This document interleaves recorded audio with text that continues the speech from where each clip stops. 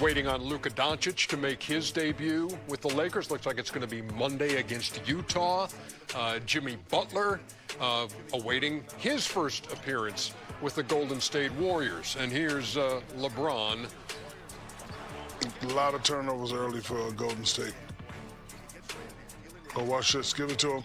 Jackson Hayes up top from Austin Reeves. Lakers out of the gate big, 34-21. You see early in the second, and again ahead of the pack. That's Jackson Hayes.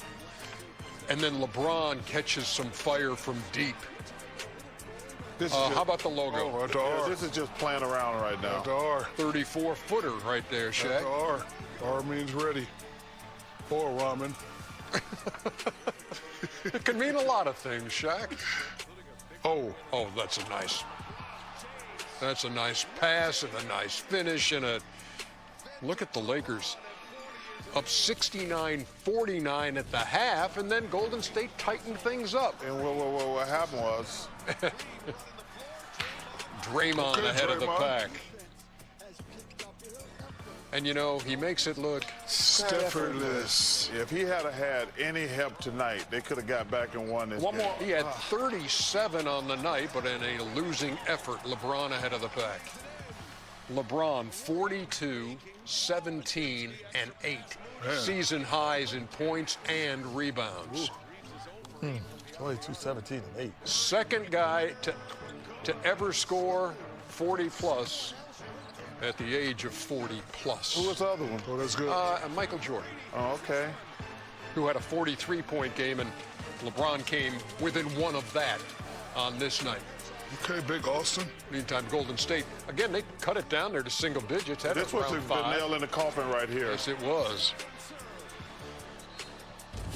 14 out of 25 for LeBron, 6 out of 9 from distance. Steph didn't shoot the ball well, man. 13, 35. Yeah, no doubt. 20. 37 6 for points on 20? 35 shots. 13 for 35. That is not good. 6 for 20? Yeah. And 6 out of 20, again, as you point out, from threes. deep. Ooh. Moments ago, this was Steve Kerr. Violation. What did you see on that play? I saw an 8-second violation. It was pretty obvious. So, very disappointing that it wasn't called, but it's not why we lost. I mean, when you allow 5 home run, passes over the top with no defensive awareness for 10 points, you don't deserve to win. So, loved our fight in the second half. Loved the way the guys competed. Nice touch by Steve Kerr, by the way, with the Palisades Dolphins, repping that high school from Yeah, they fire invited, ravaged. they invited the high school team out, and I think him and JJ going to go out and say hello to him after the game. That's really cool, man. This is the expert assist of the night presented by TaxAct, by the way.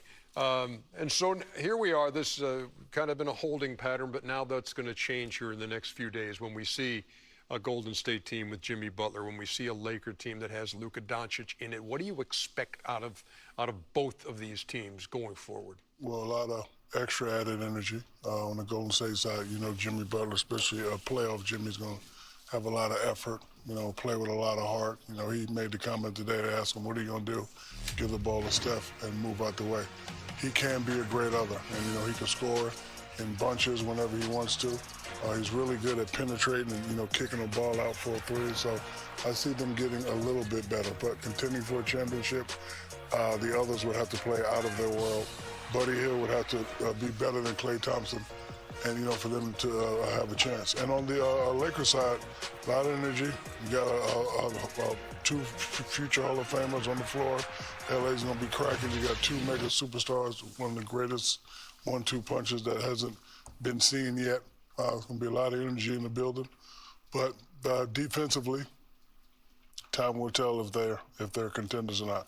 They're playing well. They're playing good. And when you get a guy like Luka, offensively, them two, they can score a lot of points. They've won 4 in a row and 8 out of 9. They've won those 4 straight by a total of 87 points.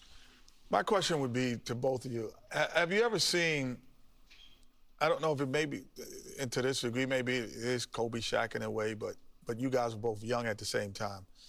Like, the guy who is the best, who's been the best player, who's kind of passing the mantle, playing on to the next guy who's supposed to be the next great superstar in the league. They're on the same team at the same time.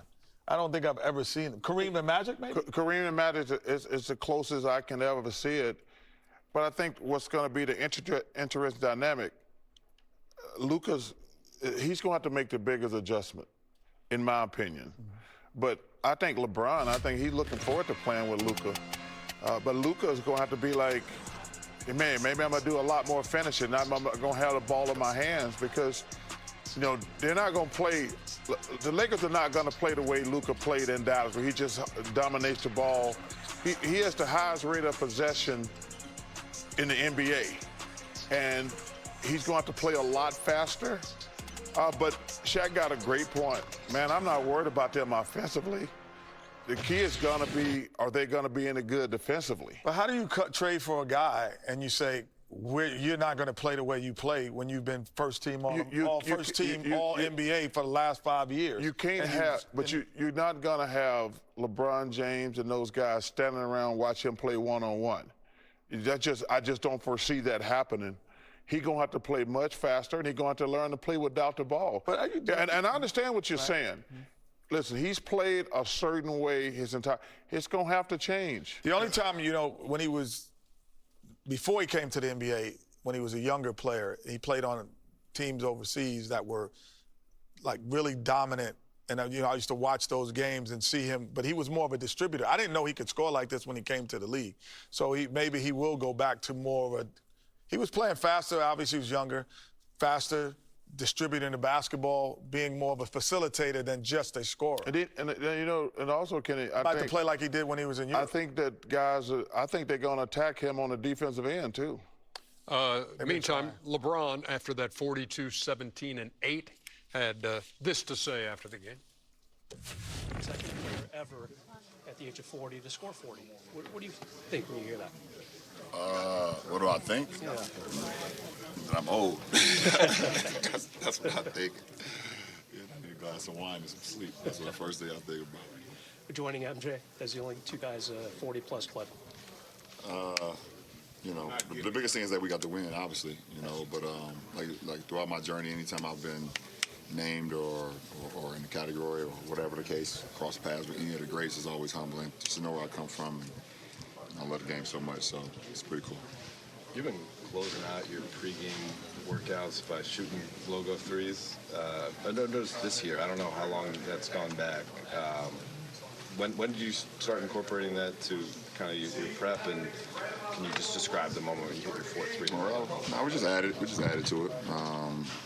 Obviously, me and St. Jean, you know, go through our pregame workout. You know, and I usually kind of ended with that, knowing at some point that it's possible that I could, you know, take one throughout the game. So I always work on things that I'm gonna shoot in the game or plays I'm gonna do in the game. So it pays off for sure. Ron, you got a feel for what Mark Williams is going to be able to bring you guys? Sheesh, I haven't even had time to like really wrap my head around it. Obviously, young, athletic, big.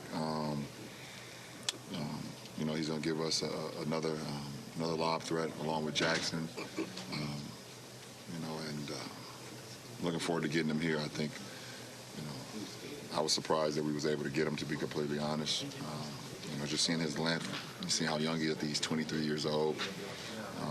So looking forward to getting him here and getting him acclimated to our system, and we look forward to what he brings to the table. There was a moment against the Clippers where Lakers get win number 30 against 19 losses, and there you go. The fact that he and MJ are the only guys 40 to score 40-plus in a game. Now, when we come back. Amazing. Yes.